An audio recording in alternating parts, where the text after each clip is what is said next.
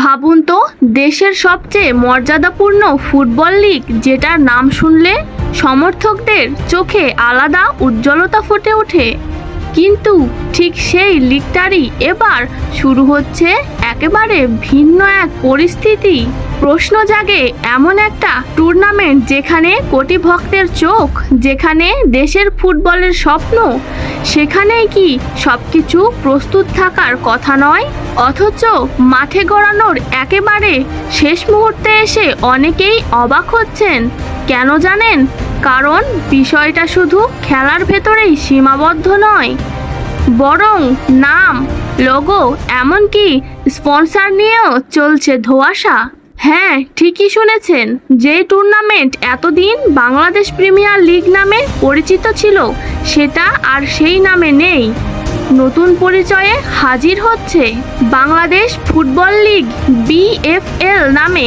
ভিডিওটি সম্পূর্ণ দেখুন। ভিডিওটি ভালো লাগলে একটি লাইক করবেন এবং সাবস্ক্রাইব করে পাশে থাকবেন। কিন্তু সমস্যা হলো, লিগ শুরুর আগের দিন পর্যন্ত কোনো টাইটেল স্পন্সর নেই। ভাবুন, দেশের সবচেয়ে বড় ফুটবল আসর শুরু হচ্ছে, অথচ তার নামের পাশে স্পন্সরের পরিচয় লেখা নেই। এটা আসলে কি আমাদের পরিকল্পনার ঘাটতি, নাকি ফুটবলকে এখনো ব্যবসায়িকভাবে আকর্ষণীয় করে তুলতে পারিনি?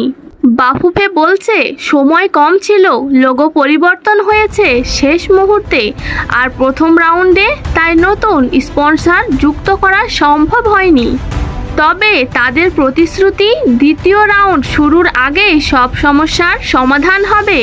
প্রশ্ন হলো, আসলেই কি হবে?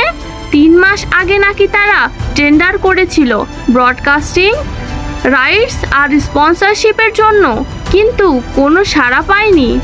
পরে নিজেরাই কোম্পানির কাছে গিয়ে কনভিন্স করতে হয়েছে। অর্থাৎ বাস্তবতা হচ্ছে, এখনও আমাদের ঘরোয়া ফুটবলকে ব্যবসায়িকভাবে কেউ সিরিয়াসলি নিচ্ছে না।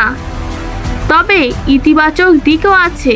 এবার প্রতিটি ম্যাচে নাকি ন্যূনতম 4 ক্যামেরায় প্রোডাকশন হবে, আর 1 বা একাধিক OTT প্ল্যাটফর্মে সম্প্রচারও হবে।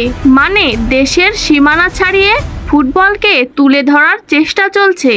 কিন্তু প্রশ্ন থেকেই যায়, এত সব উদ্যোগ যদি থাকে, তবে কেন টাইটেল স্পন্সর খুঁজে পাওয়া এত কঠিন হলো? ফুটবলকে যদি আমরা ঘরে ঘরে জনপ্রিয় প্রোডাক্ট বানাতেই না পারি, তবে বড় কোম্পানিগুলো বিনিয়োগ করবে কেন?